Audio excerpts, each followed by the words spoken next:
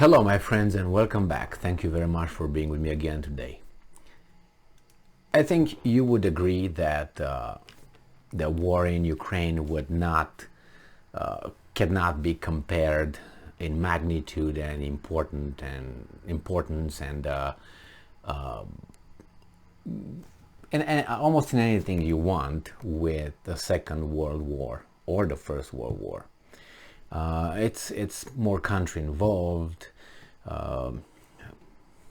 more destruction, different goals, and it was a global war, right? It was a world war versus this one that could spread into something like that, maybe, which I don't think so, because I think it will be stopped by some nuclear bombs, or at least one, and that would prevent it from spreading or going to the next phase, which means world war.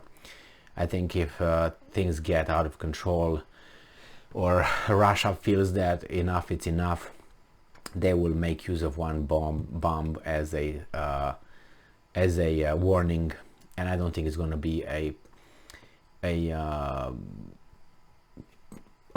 location where going to be people, and probably it's going to be somewhere in the middle of nowhere, and that would be like, okay, back off, that's it.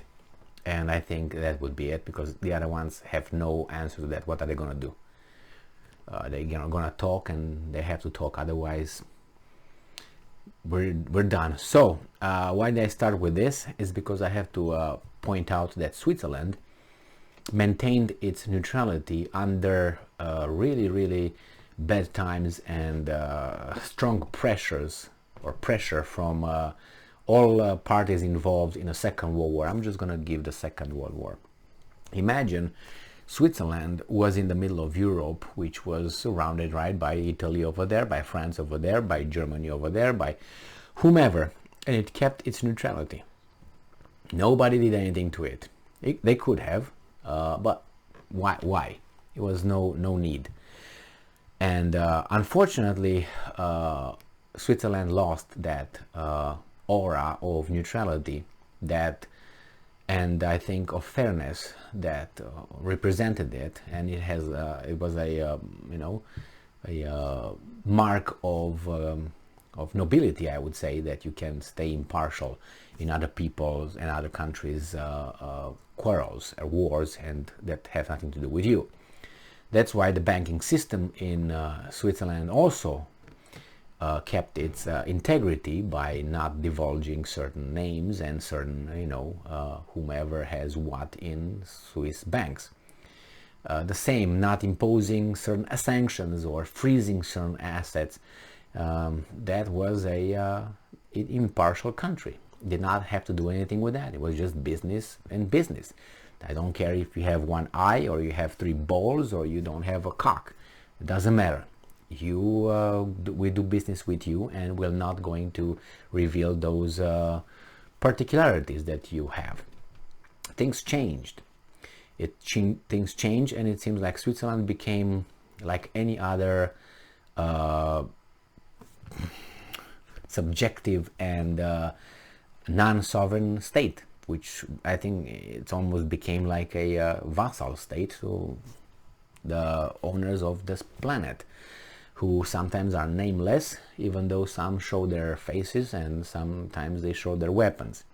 So I have this article coming from I think it's Reuters, from August 11, and Russia says Swiss no longer neutral, can't act as go-between with Ukraine.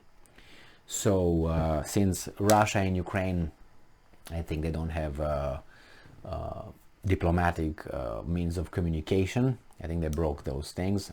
I think it says something here, I guess. Then Switzerland stepped in and tried to play that role, like I think Norway used to play that role, and Sweden played that role.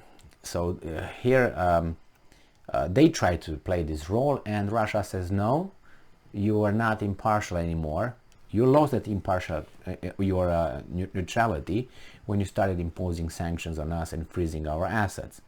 Something that, as I said, They didn't do it, the Nazis, they didn't do it in harsher, more dangerous, more realistic, more criminal times than now.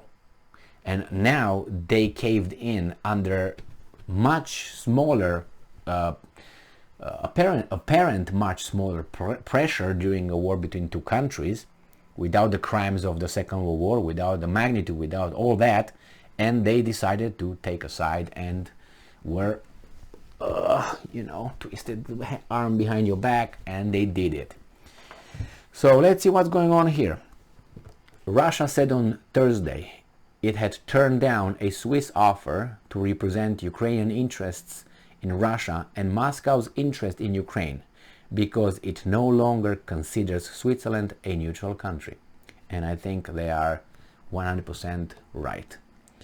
Switzerland has a long diplomatic tradition of acting as an intermediary between countries whose relations have broken down, but Foreign Ministry spokesperson Ivan Nacheyev said this was not possible in the current situation. And I'm quoting, "The Swiss were indeed interested in our opinion on the possible representation of Ukraine's interests in Russia and Russia's in Ukraine," end quote, Nechayev told reporters. And I'm quoting again, we very clearly answered that Switzerland had unfortunately lost its status of a neutral state and could not act either as an intermediary or a representative. Berna has joined illegal Western sanctions against Russia, end quote. Neutral Switzerland has mirrored nearly all the sanctions that the European Union imposed on Russia over its military intervention in Ukraine.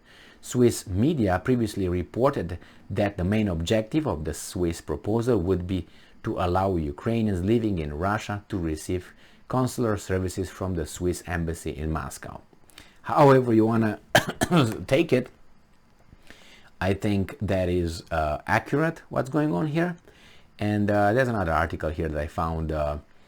This comes from European Pravda. Russia Minister of Foreign Affairs declines Switzerland's offer to represent Ukraine, and it's the same kind of the same idea. And I think they are right. The Russians are right about it. And I'm just thinking, how would you, as a Switzerland, let's say the leaders, the representatives, the diplomats, would even try something like that? Did you lose your mind? Did you lose your impartiality? Did you lose your ability to look at the reality in an objective way? I mean, you committed rape here, and then you want over there to be in a, I don't even know how, fighting a rapist or something, and you are a rapist yourself. You be in a commission or be a judge. You're a rape, you're a pedophile, and you want to be a judge in a pedophilia case. What are you talking about? You lost your mind. I mean, you are not impartial, you're not neutral anymore. How could you even, unless, and this is what the Russians did, this is an example how a strong, independent, sovereign country talks. Any country should be able to talk like this if the rule of law will be the one that really rules our planet. Not blackmails, threats, punches in the face, regime change, and the orange revolutions. So this is how Russia said, no, move on, come on, move. You are just right now a hack. That's what you are. How can you even try to say that you're impartial? You're neutral. You're not neutral at all. I mean, it's unbelievable how much chutzpah this guy have. Well, thank you very much for being with me again today. Stay strong, stay smart, look for the truth, and be just.